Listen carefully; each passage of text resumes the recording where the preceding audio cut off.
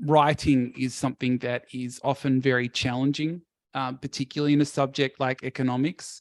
And so what I'm going to do is to provide you with some tips in terms of how you can improve your writing in economics and to write a bit more clearly and concisely in terms of points. So that what I'm going to focus on is 4 things. I think that when I'm giving feedback to students, I often think about how much students can realistically take on board.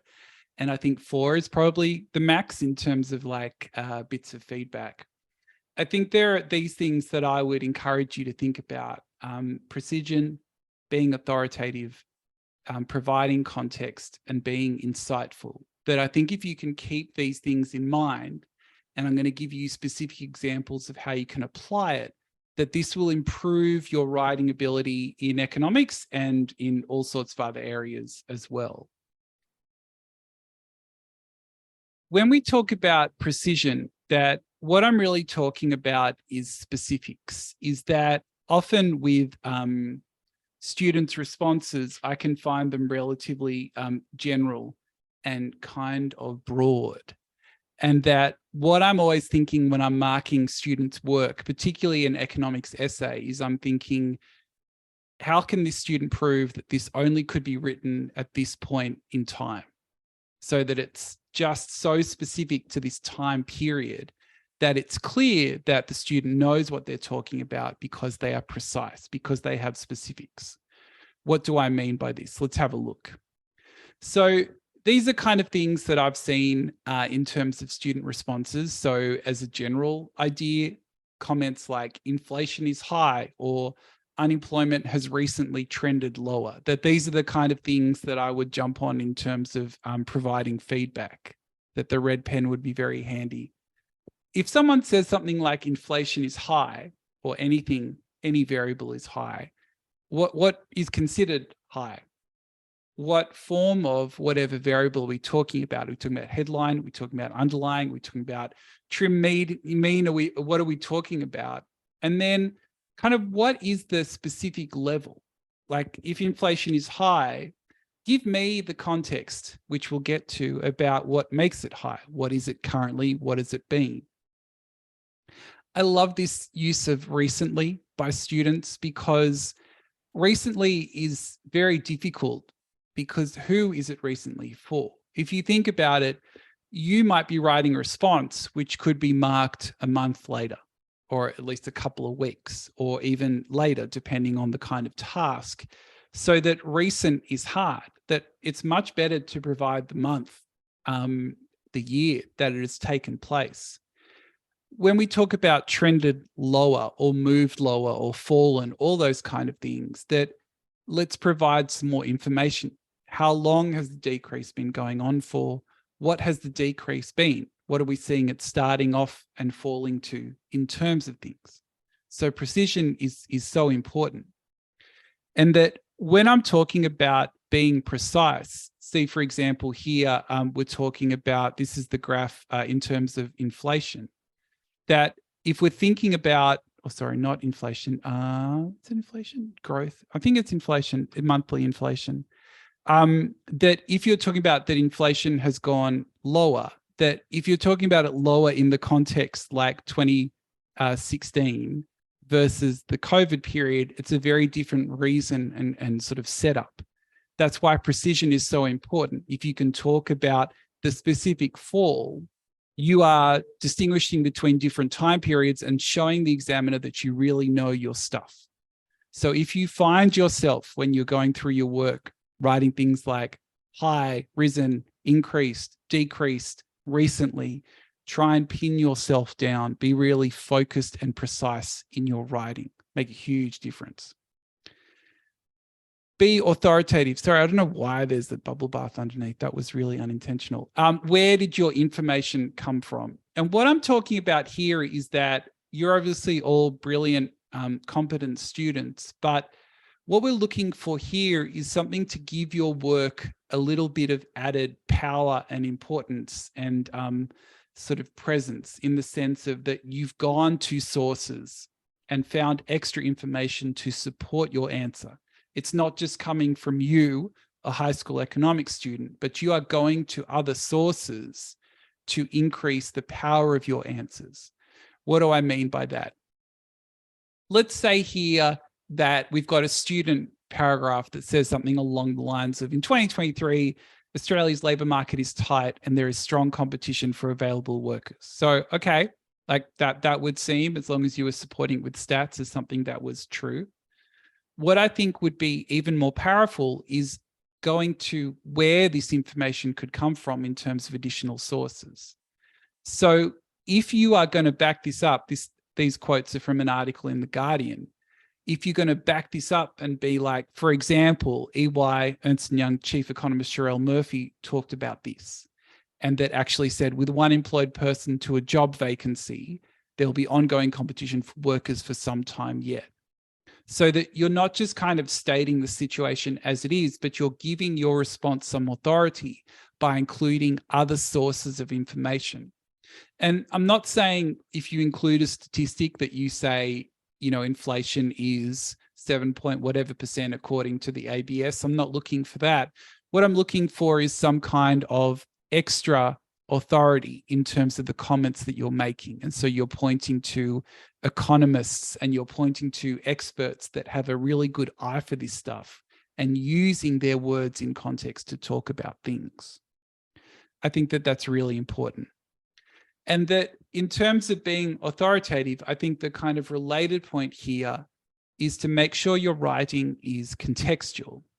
And what I mean by that kind of builds on the previous ones about being precise and of being authoritative, is to give a sense of what's been happening overall, to not just talk about one statistic of a variable, but to be able to provide a much bigger picture view and context of things. So, for example, here, so in talking about economic growth rates, we can see here that Australia had 2 quarters of negative GDP in 2020, which would meet the technical definition of recession. And so we might talk about, in the context of from 2020 to now, that Australia experienced a recession in this period of time, and no one wants a recession, and that's a very negative consequence for the Australian economy, even though things have improved substantially since then. But it's sort of like this idea of recession and warning bells and something horrific and something that should be avoided, that if we put Australia's economic growth in a larger context, so not just in the last 3 years, that actually, and that here, Australia's recession confirmed, biggest economic plunge on record, right? But if we give this some extra context, if we go back and this orange line is 0% GDP, you can see that the last period of recession was sort of 91, 92, and that for 30 plus years, things were really great. So that, yes, the Australian economy experienced a technical recession, but the context overall is that Australia has had decades of uninterrupted positive economic growth. So that if you can provide that broader context in terms of your responses to say, yes, Australia, recession, terrible, related to health events, but in the scheme of things, Australia has had really, really strong levels of economic growth. So not just looking at that specific snapshot, you're taking your view wider to look at the sort of the broader economic trends and context. The other thing that I think is very important in economics responses is to be insightful. And some students find this idea a bit tricky and don't want to get involved in it, because in some ways it's saying include points that may seem contradictory to your argument. Introduce other points and discussions that are different and alternate to the points you're presenting, to present a much broader view of what you're thinking and what's going on. So I'll give you some examples of what I'm thinking of here. That when I'm looking at a student essay and a student response, I'm looking for things that kind of separate them out from just simply answering the mechanics or the basics of the questions.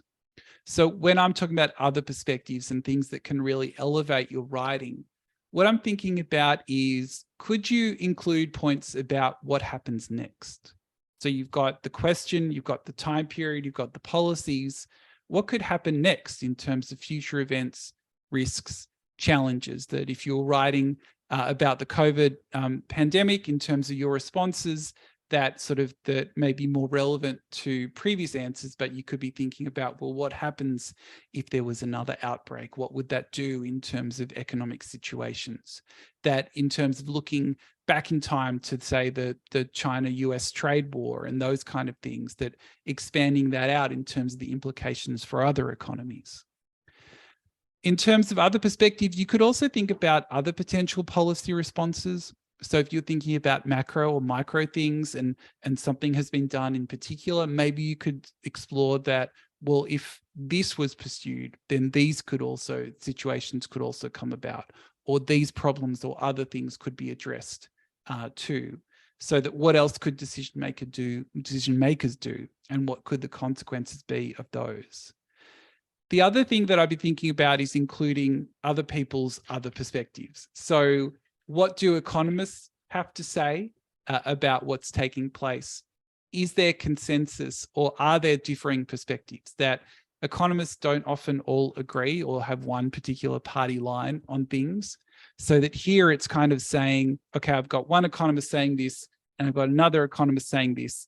And there's one economist that kind of supports the argument that I've been giving, but then I'll include the alternate perspective to show that there are other views out there and there are other ways of looking at a particular question or issue.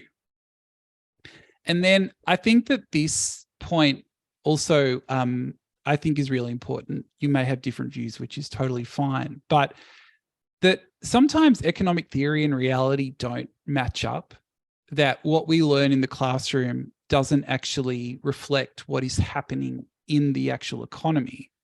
And I think it's really important to point that out, that if we would expect something given a particular policy or a particular trend in a variable, that we would say the economic reality is actually something different from the theory, and there is a conflict between what we would expect and what is actually being presented. And that doesn't undermine your argument.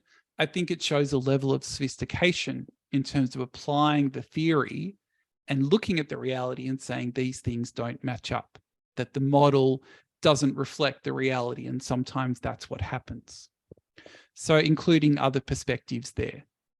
So if I think about these four things, I've got precision. So I'm being very specific about things, avoiding the recently, the trends. I'm being specific.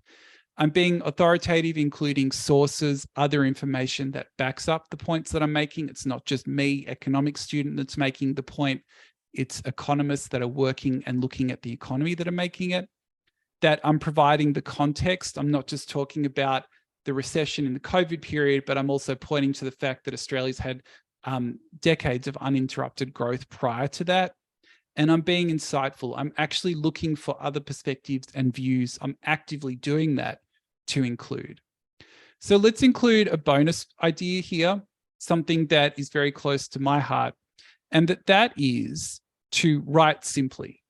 And I think that it was a good point that Jess made about her kind of response that was read out by her teacher in class about that economists don't write like this. And you might have had comments from your teachers in terms of doing away with the waffle, writing more simply, trying to do away with some of the jargon and the large words.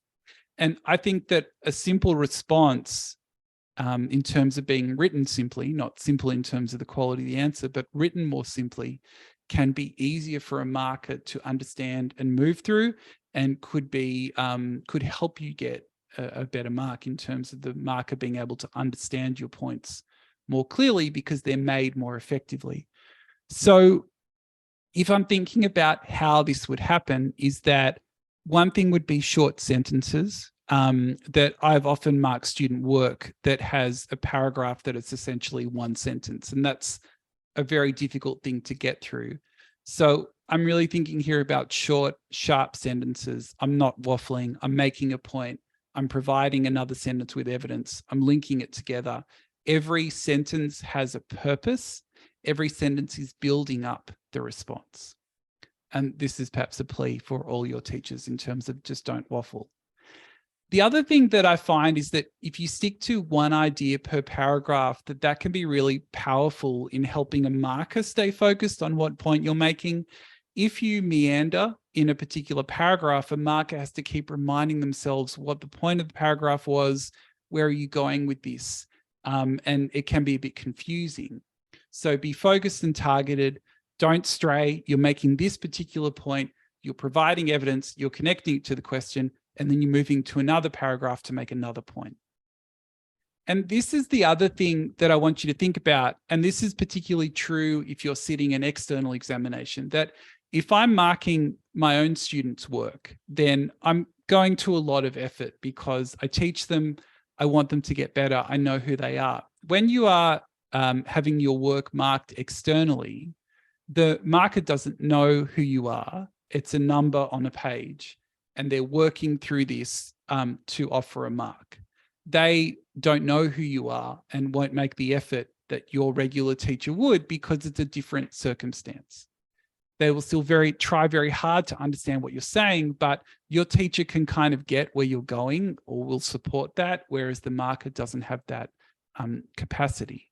So what I'm saying here is don't assume the marker knows what you're thinking. Spell out your points in a step-by-step fashion. This happens, then this happens, then this happens, and this means X. That you're not skipping any steps in terms of where the markers have to guess what's going on.